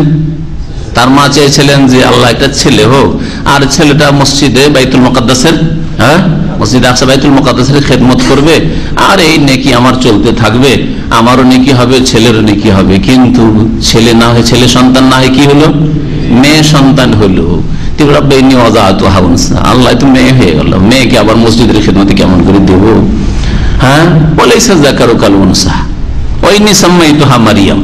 তবে আল্লাহ যখন মেয়ে দিয়েছেন, তবে এই মেয়ে অন্য পুরুষদের মতো না, অনেক পুরুষ চাইতে ভালো হবে আল্লাহর কাছে। এটা হচ্ছে সুধারণা, এটা হচ্ছে ভালো আশা। আপনার যদি আল্লাহ ছেলে চাইলেন, ছেলে আল্লাহ দিলেন না, শুধু মেয়ে মেয়ে, তারপরে আল্লাহর কাছে এই আশা রাখেন, যে আশা মারিয়াম আলাইহিস সালামের মা আল্লাহর কাছে প্রকাশ করেছে, ওয়ালাইসা যাকারু কাল উনসা, আমার এই মেয়ের মতো পুরুষ হতে পারে না, ইনশাআল্লাহ আল্লাহ আমাকে ভালো মেয়ে দিয়েছেন। এই মেয়ের পেট থেকে বড় একজন রাসূল ঈসা আলাইহিস সালামের জন্ম হইল। আর তো আল্লাহ পাক রব্বুল আলামিন মুজিজা স্বরূপ, সেটা অলৌকিকত্ব। তো আল্লাহ পাক রব্বুল আলামিন ইরশাদ করছেন যে এখানে চলে আসি। এখন মারিয়াম আলাইহিস সালাম ধীরে ধীরে বড় হলেন, তার জন্য তিনি নিজের বাড়িতে না থেকে পর্দার একটা ব্যবস্থা করে সেখানে ইবাদত বন্দি করতেন, আর সেখানে নির্জনেই তিনি থাকতেন মসজিদ সংলগ্ন, বাইতুল মুকাদ্দাস সংলগ্নে। সেই সময় আল্লাহ পাক রব্বুল আলামিন তার ফেরেশতা জিবরিল আলাইহিস সালামকে পাঠালেন, যেই সময়টাই মারিয়াম আলাইহিস সালাম সাবালিকা হয়ে গেছেন। তাফসীরকাররা লিখেছেন যে তিনি গোসল অবস্থায় ছিলেন, অথবা গোসল করছিলেন বা গোসল করে নিয়েছিলেন সেই সময়, যে মাসিক ঋতুতে না পাক হয় তারপরে তিনি পাক হয়েছিলেন। ওই সময়গুলিতে আল্লাহ পাক পাঠিয়েছিলেন। আর জিবরাইল আলাইহিস সালাম ফেরেশতা রূপে না, কারণ ফেরেশতা রূপে যদি আসে তো একজন সাধারণ মানুষ সেটা হয়তো বরদাস্ত করতে পারবে না, হ্যাঁ, বেহুশ হয়ে পড়বে, মারাও যেতে পারে। মানুষের রূপে, কিন্তু মানুষের রূপে আসলে আবার ভয়, একজন পুরুষ মানুষ, আমার সামনে একজন পুরুষ মানুষ, আমি একাই আছি, তাহলে একজন মহিলা কি ভাববে? অবশ্যই যদি সতী মহিলা হয় তাহলে তার দুশ্চিন্তার শেষ থাকবে না, কোন মুসিবত আসলো রে বাবা, কোন মুসিবত আসলো আমার। ফাতামাসসালা লাহা বাশারান সাওয়িয়া, এক সুস্থ সবল মানুষের আকারে জিবরাইল আলাইহিস সালাম গিয়ে হাজির। কালাত ইন্নী আউযু বিররহমান ইন কুনতা তাকিয়া, সাথে সাথে আল্লাহর কাছে পানা চাইছেন। কালাত বললেন মারিয়াম আলাইহিস সালাম, আমি আমার দয়াবান দয়ালু আল্লাহর আশ্রয় গ্রহণ করছি, মিনকা, তোমার মতো মানুষ থেকে, ইন কুনতা তাকিয়া, তুমি যদি আল্লাহ ভীরু হও, তুমি যদি সংযত পাপ মুক্ত হও, আল্লাহকে যদি ভয় কর, মুত্তাকি হও, তো খবরদার আমার কাছে আসবে না, দূরে থাকো। তুমি এখানে কেন এসছো? তুমি এখানে, আমি একা একজন মহিলা আছে, তুমি এখানে কেন আসলে? আজকালকার কলেজ ইউনিভার্সিটির মেয়ে নয়, হ্যাঁ হ্যাঁ, কলেজ ইউনিভার্সিটির মেয়েদের বক্তব্য আজকাল শুনেছি, সুবহানাল্লাহ। আমার অনেক বন্ধু মহল, আগের বন্ধু মহল মানে আজকে থেকে 20-25 বছর আগে তারা স্কুল কলেজে পড়াশোনা করেছে, তাদের যুগে আর আজকালকার যুগে তো আরো এই ফিতনা বেড়েছে। বলছে, আরে এটা বন্ধু না থাকলে হয়, যার বন্ধু নেই তার আছেই বাকি। এক যুবতীর যদি কোনো বয়ফ্রেন্ড না থাকে তা আছেই বাকি তার। আর যদি এক যুবকের যদি বান্ধবী না থাকে তা আছেই বাকি, এই রকমের ধারণা আজকাল। এই শিক্ষা অঙ্গনগুলি পাপের জায়গা হয়ে গেছে, পাপের জায়গা হয়েছে। কারণ এখানে তো তরবিয়ত হয় না, তালিম আছে কিন্তু তরবিয়ত নেই। শিক্ষা আছে কিছু কিন্তু আদর্শ শিক্ষা নেই। দুনিয়ার গরজে শিক্ষা হচ্ছে, কি করে পেটে বেশি ঢুকানো যাবে, পকেটে বেশি ঢুকানো যাবে, ওপরে কি করে উঠানো যাবে, নেতৃত্ব কি করে পাওয়া যাবে, এসব শিক্ষা হচ্ছে। কিন্তু আদর্শ শিক্ষা তো হচ্ছে না। সেই বাসে তো না আল্লাহর কথা শেখানো হচ্ছে, না পরকালের কথা শেখানো হচ্ছে, না তাকওয়ার কথা শেখানো হচ্ছে, না জবাবদেহির কথা শেখানো হচ্ছে, না আখিরাতের কথা শেখানো হচ্ছে, না জান্নাত জাহান্নামের কথা শেখানো হচ্ছে, যার ফলে অসৎ অসতী তৈরি হচ্ছে।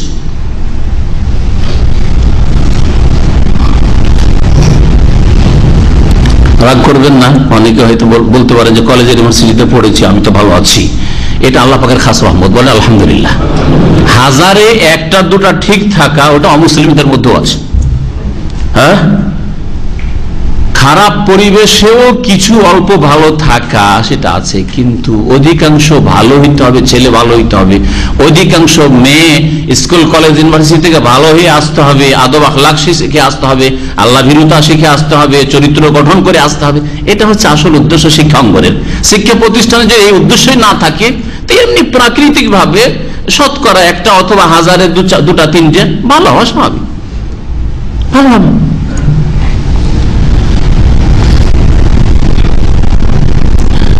আল্লাহ পাক রব্বুল আলামিন ইরশাদ করছেন যে জিবরাইল আলাইহিস সালাম তখন বলে উঠলেন, কালা ইন্নামা আনা রাসূল রাব্বিক, দেখো আমি কোনো পরপুরুষ নই। ফেরেশতাদের কোনো যৌন চাহিদাই নেই, আল্লাহ পাক ওটা রাখেনি। কারো যৌন চাহিদা থাকলেই না ফিতনার আশঙ্কা আছে। ফিতনার আশঙ্কা আছে, এই জন্য হিজাব করতে হবে। যতই বড় আল্লাহর ওলি হয়ে যান না কেন, আর যতই বড় সাহাবী জালিলুল কাদার সাহাবী আর তাবি আর মুহাদ্দিস ইমাম বুখারী আর ইমাম আবু হানিফা হয়ে যান না কেন, যতই বড় আলেমে দ্বীন আর দ্বীনের দায়ী হয়ে যান না কেন, তারপরেও যেহেতু আল্লাহ পাক এই খিদা যৌন ক্ষুধা দিয়েছেন, সুতরাং আপনার সামনে অপর মহিলাদের হিজাব হইতে হবে, আমার সামনে অপর মহিলাদের হিজাব হইতে হবে, ফরজ। এই কথা বললে হবে না যে শেখ তো আল্লাহর লোক, আরে তো বৃদ্ধ মানুষ, আল্লাহর ওলি মানুষ, পরেশগার তাহাজ্জুদ গুজার মানুষ, অসুবিধা কি? হ্যাঁ, আমার বিবি গেল সালাম দোয়া একটু করলো, অসুবিধাটা কি? না, এইসব ফিতনার রাস্তা। আল্লাহর ওলিও কখনো শয়তানের ওলি হয়ে যেতে পারে। যেই ব্যক্তি আজকে আল্লাহর ওলি দেখছেন, সে কালকে শয়তানের ওলি হয়ে যেতে পারে, সে চরিত্রহীন হয়ে যেতে পারে। আল্লাহ কি কোনো নিশ্চয়তা দিয়েছেন যে শেষ মত পর্যন্ত সে সৎ জীবন যাপন করবে? কখন না। তাহলে ফিতনা থেকে বাঁচাতে হবে, ছেলেদেরকেও ফিতনা থেকে বাঁচাতে হবে, মেয়েদেরকেও ফিতনা থেকে বাঁচাতে হবে। কিন্তু ফেরেশতা ব্যতিক্রম, আল্লাহ পাক ফেরেশতাদেরকে আল্লাহ লা ইউযাক্কারু কোন লিঙ্গই দেননি আল্লাহ পাক রব্বুল আলামিন, মুযাক্কারু না মুআন্নাস না। মেয়ের যেমন একজন মেয়ের যুবতীর যুবকের দিকে চাহিদা সেটাও নেই, আর একজন যুবকের যেমন যুবতীর দিকে চাহিদা সেটাও নেই। আল্লাহ পাক এই ক্ষমতাই দেননি বা এই গুণই দেননি, বৈশিষ্ট্য দেননি ফেরেশতাদের। বললেন ফেরেশতা, ইন্নামা আনা রাসূল রাব্বিকি, আমি হে মারিয়াম তোমার রবের পক্ষ থেকে দূত হয়ে এসেছি, রাসূল, বার্তা নিয়ে এসেছি। লে আহাবা লাকে গোলামান জাকিয়া, তোমাকে পাক পবিত্র সন্তান দেওয়ার উদ্দেশ্যে, দান করার উদ্দেশ্যে। তো দানকারী কে? আল্লাহ। কিন্তু ভাষা, বাহ্যিক ভাষা হচ্ছে, মনে হচ্ছে যে আমি তোমাকে দেওয়ার জন্য এসেছি। এর একটি ব্যাখ্যা হচ্ছে যে আল্লাহ পাক রব্বুল আলামিনের কথা এটা, যে আল্লাহ দেবেন আমাকে। আল্লাহ বলছেন যে আহাবালাকে গোলামান জাকিয়া, জানো এটা হচ্ছে কালামুল্লাহ, আল্লাহর কথা। আল্লাহ বলছেন যে তোমাকে পাক পবিত্র সন্তান দেব। অথবা এখানে কিছু কিছু অনুবাদক কারণ এইভাবে বলেছেন যে তোমাকে আমি সুসংবাদ দিতে এসেছি আল্লাহর পক্ষ থেকে নেক সন্তান দানের। আল্লাহ নেক সন্তান দান করবেন, তার সুসংবাদ দাতা হিসাবে এসেছি, দানকারী হিসাবে নয়। আর জিবরাইল আলাইহিস সালাম সুসংবাদ দিতে এসেছিলেন।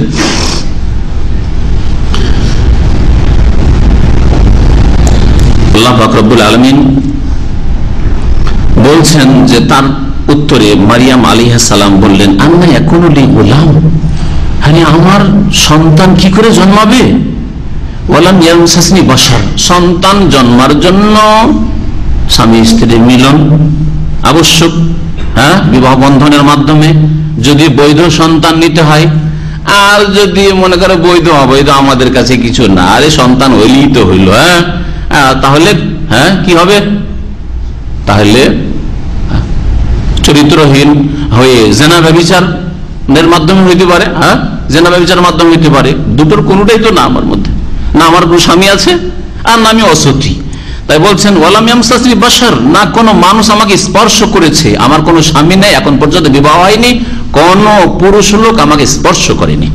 ওয়ালাম আকো বাগী, আর আমি অসতীও নই, যে হয়তো স্বামী স্পর্শ করেনি কিন্তু অসতী, অন্যের সাথে চরিত্র নষ্ট করেছে, অন্যের থেকে বাচ্চা নিয়েছে, এটাও তো নই। তাহলে কি করে বাচ্চা আমার হইতে পারে? এই সময় জিবরাইল আলাইহিস সালাম ফুঁক দিয়েছিলেন মারিয়াম আলাইহিস সালামের বক্ষে, গেরেবানে ফুঁক দিয়েছিলেন, দূর থেকে ফুঁক দিয়েছিলেন। এটা কোরআন এবং হাদিস দ্বারা প্রমাণিত, যেটা এখানে উল্লেখ করা হয়নি। কালা কাযালিকা ক্বালা রাব্বুক, তখন জিবরাইল আলাইহিস সালাম বলছেন যে কাযালিকা, এইভাবে আল্লাহ পাক এইভাবেই বলেছেন, এই কথাই বলেছেন, এই অবস্থায় দেবেন। এটা একটা কাযালিকা মানে এই অবস্থায় দেবেন। আর কেউ কেউ তাফসীর করেছেন, আর এটা মনে হয় বেশি ভালো, কাযালিকা মানে কথা বটে ঠিক, মানে তোমার কথা বটে, তোমার কথাটা ঠিক। কাযালিকা আসল ব্যাপারটা এইরকমই যে একজন মহিলাকে যদি তার স্বামী স্পর্শ না করে অথবা তার সে যদি অসতী না হয় তাহলে কখনো সন্তান জন্মাতে পারে না। কাযালিকা কথা এটাই, কিন্তু তুমি ব্যতিক্রম। কালা রাব্বুকি, তোমার প্রতিপালক বলছেন হুয়া আলাইয়া হাইয়িন, এটা আমার জন্য সহজ। বিনা স্বামীতে বৈধ অবৈধ কোনো মিলন নেই, আর সন্তান দেওয়া, ছেলে মেয়ে দেওয়া, এটা আমার জন্য সহজ।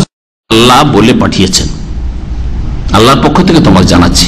ওয়ালিনাজআলাহু আয়াতাল লিন্নাস, আর যাতে করে এই ছেলেকে মানব জাতির জন্য নিদর্শন, মুজিজা বানানো যেতে পারে। আল্লাহ পাক একে মুজিজা, অলৌকিকত্ব, এর সৃষ্টিকে আল্লাহ মুজিজা, অলৌকিকত্ব বানাতে চান।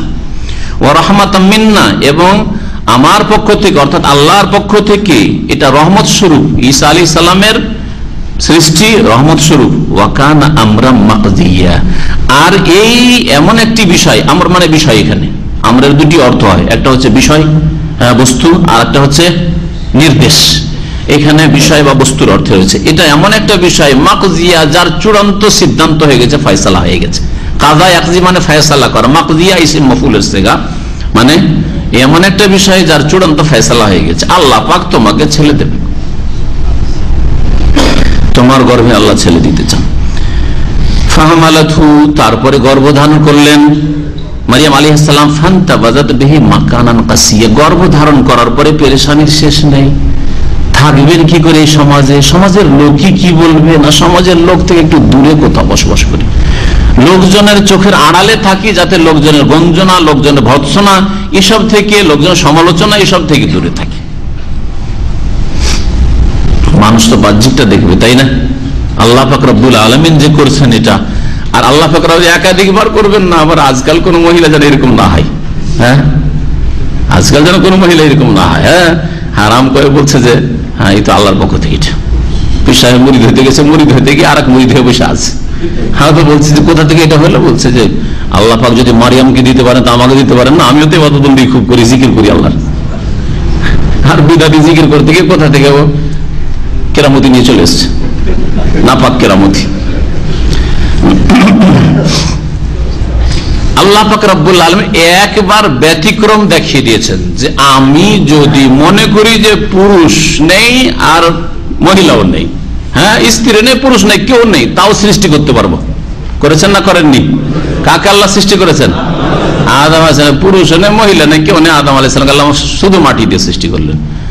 তারপর আল্লাহ বলছেন আমি যদি মনে করি যে পুরুষ আছে স্ত্রী নেই, তাও সৃষ্টি করতে পারবো। তাও একবার দেখিয়ে দিলেন, দুইবার করেন, একবার দেখালেন। কাকে? হাওয়া আলাইহিস সালামকে সৃষ্টি করলেন। পুরুষ তো আছে, মানে আদম আলাইহিস সালাম ছিলেন তার আগে, কিন্তু আর কোন মহিলা তো নেই, কোন মহিলার পেট থেকে তো হাওয়া পয়দা হননি, হাওয়াকে আল্লাহ পয়দা করে দিলেন। আর তারপর আরেকটা বাকি আছে, কি? মহিলা আছে, মা আছে, কিন্তু মা বাবা নেই। আল্লাহ এইভাবে পয়দা করতে পারেন। এই একটা মহান কুদরতের বহিঃপ্রকাশ আল্লাহ ঘটিয়ে দিলেন ঈসা আলাইহিস সালামকে সৃষ্টি করে। আল্লাহ বললেন যে সব রকম কারি।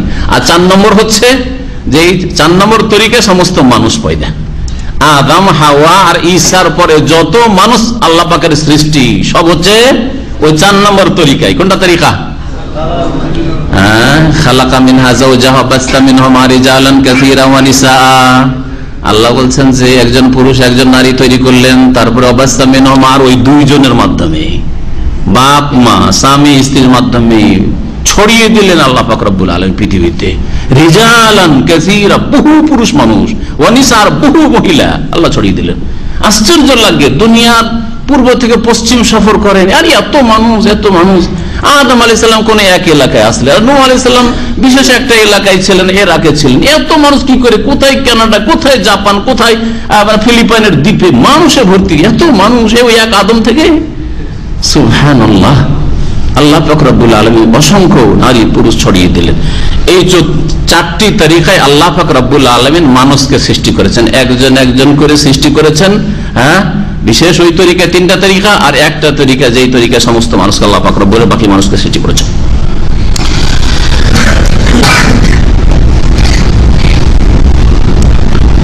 মহান আল্লাহ ইরশাদ করেছেন ফাহামালাতু, গর্ভধারণ করলেন, ফান্তাবাজাত বিহি মাকানান কাসিয়া, তারপরে তিনি পৃথক হয়ে গেলেন, ইন্তাবাজা আলাদা হয়ে গেলেন, এক সাইডে হয়ে গেলেন, পৃথক হয়ে গেলেন তাকে নিয়ে, মানে ওই গর্ভ নিয়ে, পেটে বাচ্চা নিয়ে, মাকানান কাসিয়া, দূরের এক স্থানে, দূরবর্তী স্থানে। কাসিয়ান এখান থেকে হচ্ছে আকসা, মসজিদ আকসা, দূরের স্থানে তিনি চলে গেলেন, যেন লোকজনের নজরে না পড়ে, লোকজন কিছু না বলতে পারে। ফাজাআহাল মাখাযু ইলা জিযইন নাখলা, তারপরে তাকে নিয়ে আসলো প্রসব বেদনা। মাখাদ মানে হচ্ছে প্রসব বেদনা, বাচ্চা ভূমিষ্ঠ হওয়ার পূর্বে যে ব্যথা উঠে, এটাকে বলা হয় আরবি ভাষায় মাখাদ বলা হয়। প্রসব বেদনা তাকে নিয়ে আসলো কোথায়? ইলা জিযইন নাখলা, খেজুর গাছের তলায়। খেজুর গাছের কাণ্ডকে জিজুন বলা হয়, নাখলাতুন মানে খেজুর গাছ, খেজুর গাছের কাণ্ডের পাশে খেজুর গাছের তলায় নিয়ে আসলো। আর ওখানে ঈসা আলাইহিস সালামের জন্ম হইল। কালাত, শেষ সময় তিনি বলেছেন ইয়া লাইতানি, হাই দুর্ভোগ, হাই আল্লাহ, মৃত্যু কাবলা হাজা, যদি এর আগেই আমি মরে যেতাম। কে বলছেন? মারিম, আল্লাহ যদি এর আগেই মরে যেতাম। ওয়াকুনতু নাসিয়া মানসিয়া, আর মরে গিয়ে মানুষের স্মৃতি থেকে একেবারে ভুলে যেতাম। মানুষ ভুলে যেত যে মারিয়াম বলেও কোনো মেয়ে ছিল। এটা আর সমাজের লোক কতদিন মনে রাখে?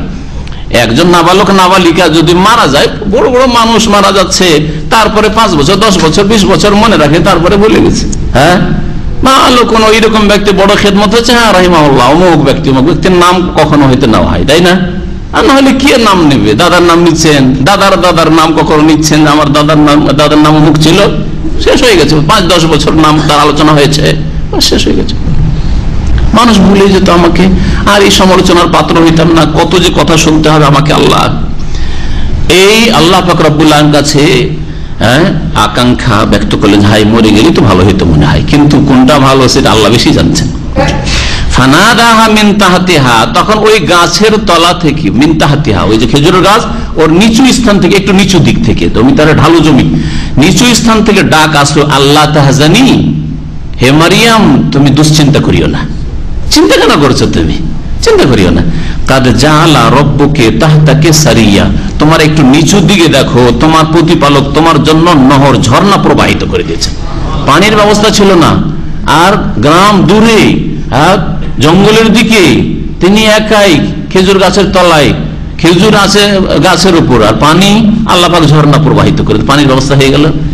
বাচ্চার জন্য, বাচ্চার মায়ের জন্য গোসল করার ব্যবস্থা হয়ে গেল, পবিত্রতার ব্যবস্থা হলো, পানি পান করার ব্যবস্থা হয়ে গেল, ঝর্ণা প্রবাহিত। সারিয়ান মানে নাহার, ঝর্ণা, আইনান ঝর্ণা প্রবাহিত।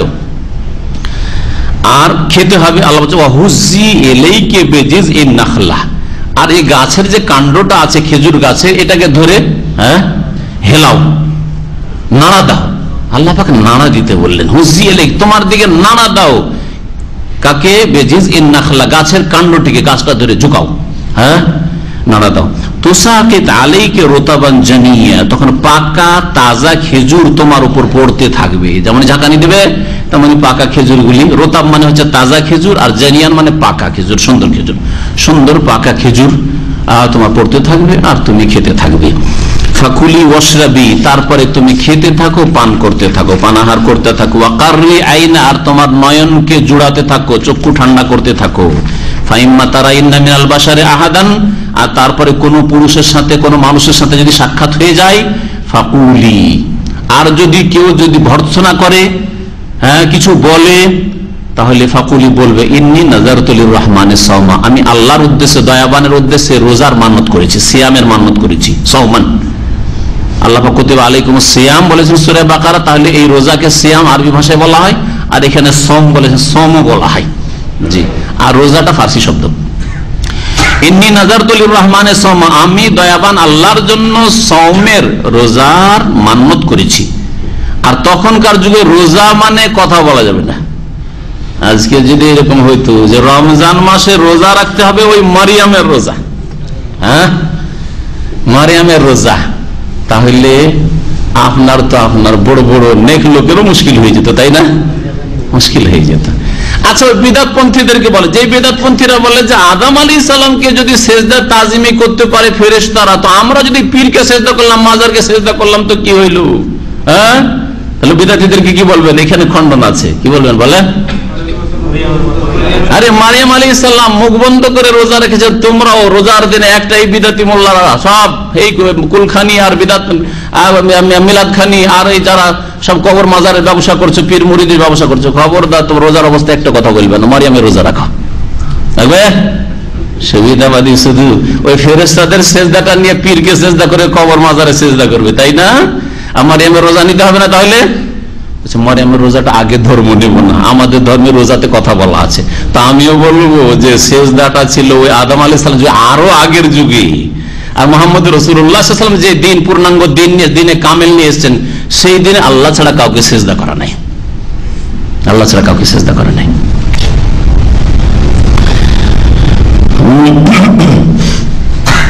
যখন কোন মানুষকে দেখবে তখন বলবে, কথা বলতে যদি চাই বলবে ইন্নী নাযারতু লিররহমানি। অনেক সময় ভর্ৎসনা দিচ্ছে, কথা বলছে, আর যদি কথা না বলে, উত্তর না দেন, তো কি করে? হ্যাঁ, জবাব সরে না, কথা বলতে পারে না, লজ্জা লাগে না, কি কাজ করে এসছো, এটাও তো বলতে পারে। তখন কি করবে? ইশারা করবে যে আমি রোজা রেখেছি, রোজা রেখেছি, সুতরাং কথা বলা যাবে না। ইন্নী নাযারতু লিররহমানি, ইশারাতে কথা বলবে যে আমি, ইশারা করলে বোঝা যায় যে আমি রোজা আছি। কেউ খেতে বলছে, বুঝতে পারছি আমি খাবো না, রোজা আছি।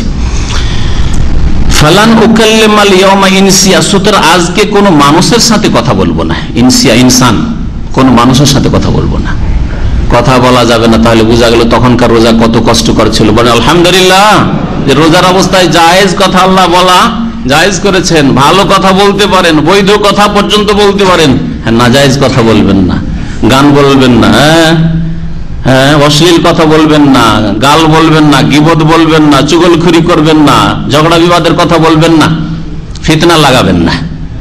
রোজার অবস্থায় এমন কোন কথা বলবেন না যাতে আল্লাহ অসন্তুষ্ট হন, না তো রোজা কমজোর হয়ে যাবে।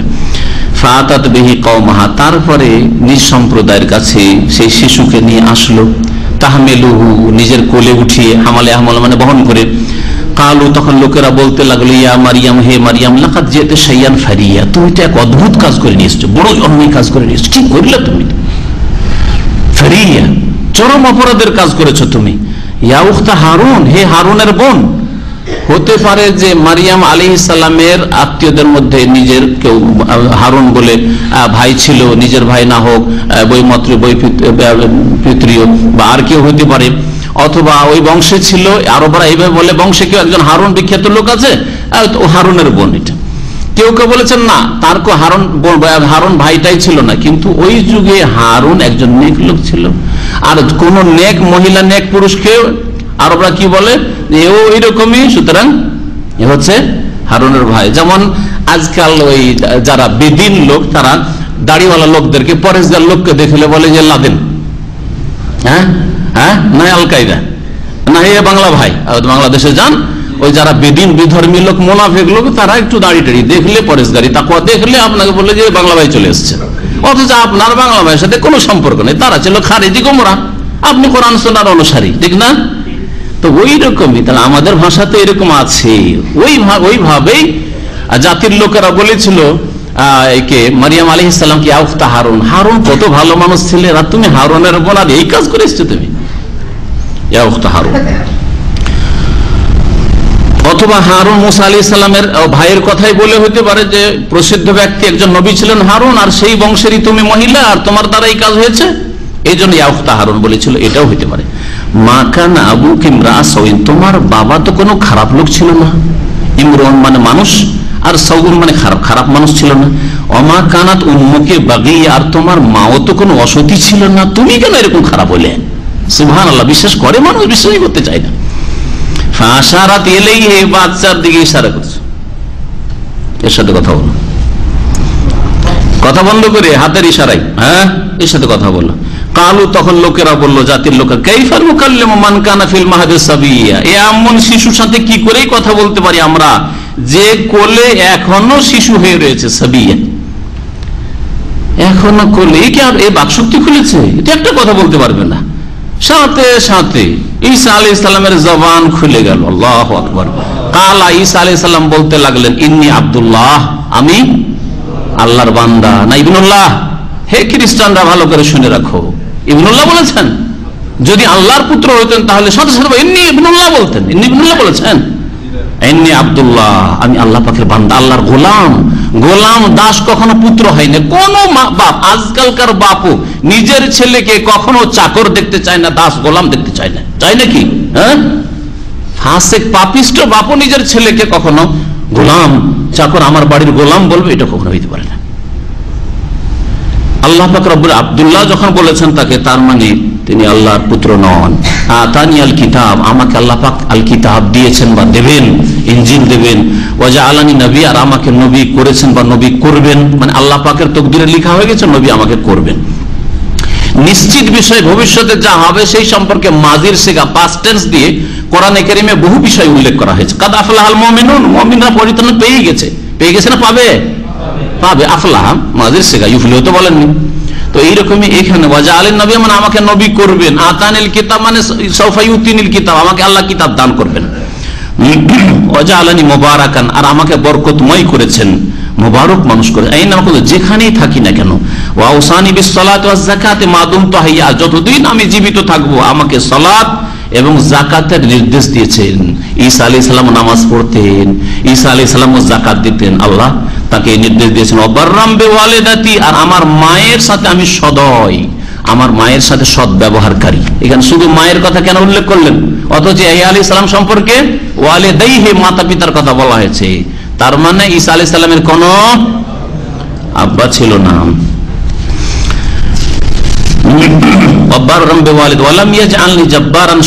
আর আমাকে আল্লাহ পাক রব্বুল আলামিন উদ্ধত বা অহংকারী, দাম্ভিক করেননি, শাকিয়া আর বদনসিবও করেননি, হতভাগাও করেননি। ওয়াসসালামু আলাইয়া, আমার প্রতি শান্তির ধারা বর্ষিত। ইয়াউমা উলিদতু, যেই দিন আমি পয়দা হয়েছি, জন্ম নিয়েছি। ওয়া ইয়াউমা আমুতু, যেই দিন আমি মৃত্যুবরণ করব। ওয়া ইয়াউমা ইউবআসু হাইয়া, আর যেই দিন আমাকে জীবন্ত করে উঠানো হবে।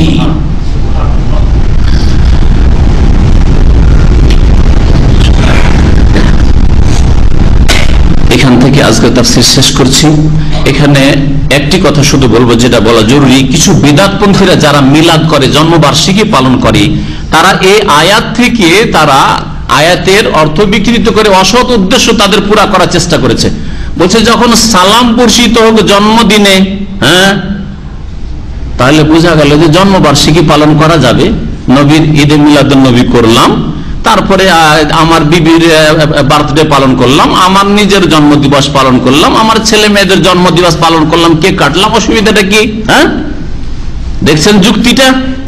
এর জবাব কিভাবে দেবেন, এর জবাবটা শুনে রাখেন। আল্লাহ পাক এই শান্তি শুধু জন্মের দিনে বলেননি, শান্তি কিসের দিনে বলেছেন? আরো যেদিন মত হবে, ইয়াউমা আমুতু, তাই না? ইয়াহইয়া আলাইহিস সালামের ক্ষেত্রেও আর ঈসা আলাইহিস সালামের ক্ষেত্রেও ইয়াউমা আমুতু, যেদিন মত হবে আর যেই দিন আমার পুনরুত্থান হবে। তাহলে কি এই বিদআতপন্থীরা যারা ঈদে মিলাদুন নবীর মিলাদ মাহফিল করে বা 12 রবিউল আউয়াল মিলাদ করে, তারা নবীর ওয়াফাতুন নবী মানাবে কি?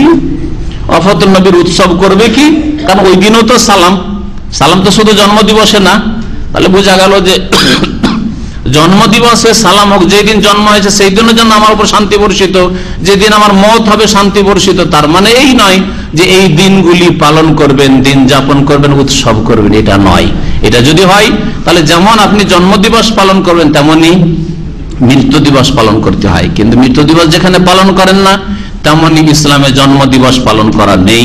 যদি থাকতো নবী করিম সাল্লাল্লাহু আলাইহি ওয়াসাল্লাম নিজে তার জন্ম দিবস পালন করতেন, অথবা তার খোলাফায়ে রাশিদিনরা করতেন, সাহাবায়ে কেরামরা করতেন, ইমাম আবু হানিফা, শাফি, মালিক, আহমদ করতেন, তারা কেউ করেননি।